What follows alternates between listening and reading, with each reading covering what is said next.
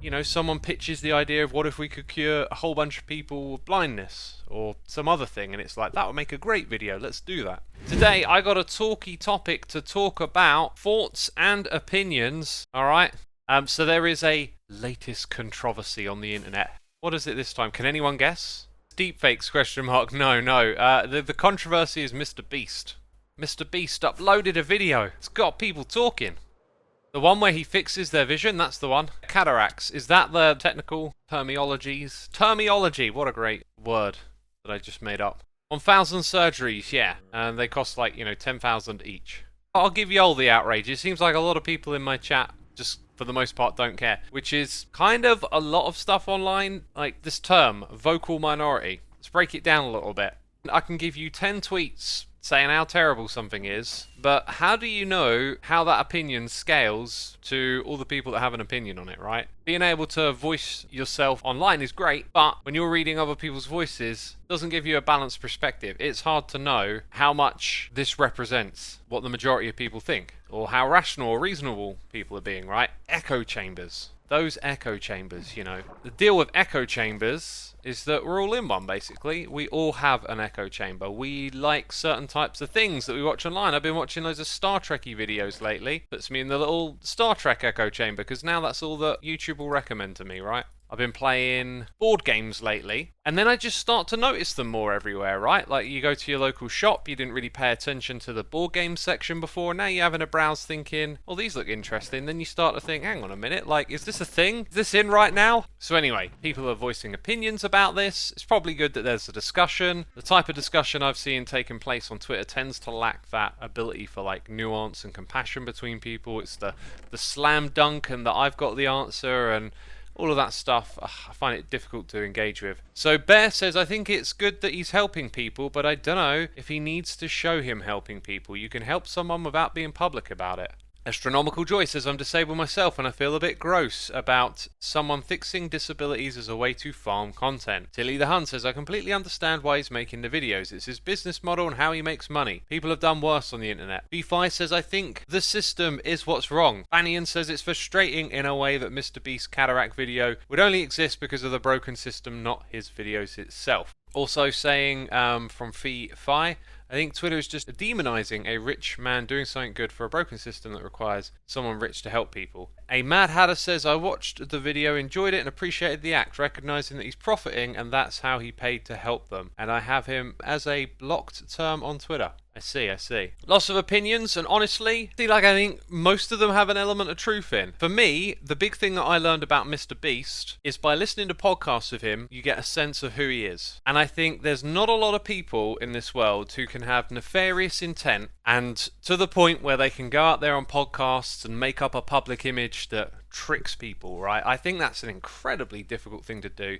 He just seems very genuine and an honest person when you hear him in podcasts. He's open about what he wants to do, how he wants to do things, and he talks about wanting to make the greatest YouTube videos. I think that's where his idea would start, would probably be, let's try and make a great video, right? And he obviously likes doing philanthropic things as well, and so an opportunity to mix these together, someone pitches the idea of what if we could cure a whole bunch of people with blindness or some other thing, and it's like, that would make a great video, let's do that. So I think he cares about making great videos, and I think he's a good person who wants to take up opportunities to help people in the world. Now, there have been people on YouTube in the past who did similar things and did not get that sense from me. Not that I'm a great censor of who people are, but certainly other commentators online. I remember it was around the era of like prank videos, fake pranks, prank invasion. You would get people doing stuff for content like giving money to the poor, and they would go out there, $100, $10. They would give money to the poor and they would use this to make content, to make videos, and it came across with a not so good intention vibe, more of a trying to engineer views and stuff on YouTube. And when people say that about MrBeast, that is what he does. He is trying to figure out how to beat the YouTube game. That's his passion. But it comes from a good place. place, and I think that's what's really important. Everything he's doing seems to come from a good place. Now, as for extending this to the bigger world and talking about how society is broken, what I would like to remind people of is that we crawled out of the cave. So go back to the days of caveman and talk about curing blindness. How do we achieve that? How do we cure cavemen of their blindness? Got to build society. Got to go through hundreds of years of scientific research and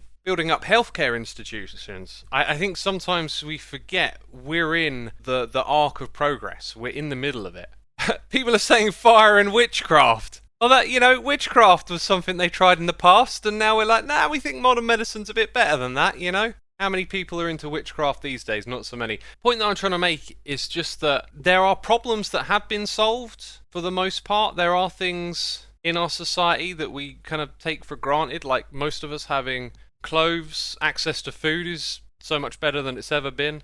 We crawl out of the muck and we're making progress. And the reason I say it like this is because the argument seems to be framed so absolutely, as if like somehow society's designed to be cruel and unfair, whereas actually it's like a big unfolding process, slowly creeping in the right direction with ups and downs and bumps along the way. So I think it's a great conversation starter for talking about, well, why can't we cure blindness cheaper than 10,000 per operation? That's what I would like to see. That I think would be a great jumping off point to go, look at what MrBeast did. He put all of this money and it costs 10,000 per operation. What in society can be changed? Where can we make investments, legislative changes? What can we do to make that more accessible? Because obviously people think this should be more accessible for more people. You can't snap your fingers and just make it happen overnight, like, oh, we'll just tax billionaires and all of a sudden everyone can be cured of blindness. The world is not that simple. We should be figuring out the ways to move in that sort of direction, right? And if MrBeast kicks off that conversation, that's great. But I don't think it should be something that gets turned against him and railed against him. That just seems pointless to me. He's just trying to do something good in an imperfect world. And if we took that video as inspiration to then go out and perhaps change some elements of the world to make it fairer, maybe next time MrBeast makes his curing blindness video, he cures 10 times as many people for the same amount of money. So that's the way that I look at this thing. We'll take some more thoughts and opinions now based on what I just said.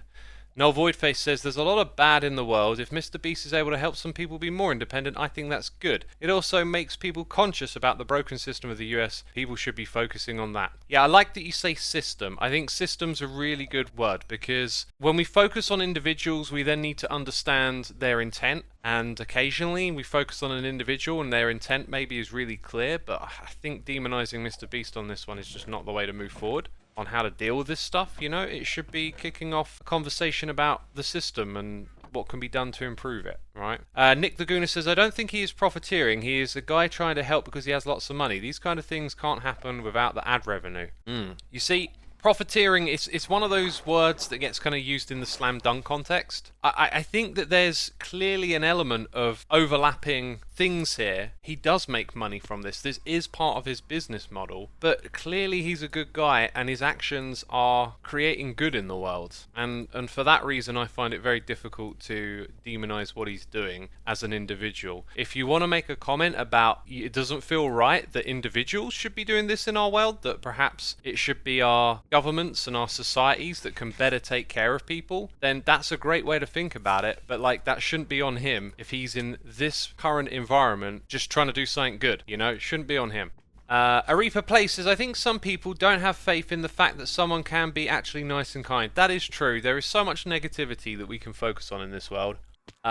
Feeling like there's not a lot of good people in the world. It's just the negativity bias. We're always seeing negativity. We're missing out on seeing the little acts of cooperation and goodwill between one another, right? Something that I try to do, it's really simple and anyone here can do it as well, but when you're on the phone to someone sorting something out, like I had to sort out getting my car repaired today, right? Or you're at the shops and there's a cashier you're talking to. It can be a little bit difficult sometimes to do this, but just try it whenever you can, whenever it feels right, but just try and be as nice as possible. Thank you for your help, have a great day. It might just make someone's day a little bit brighter.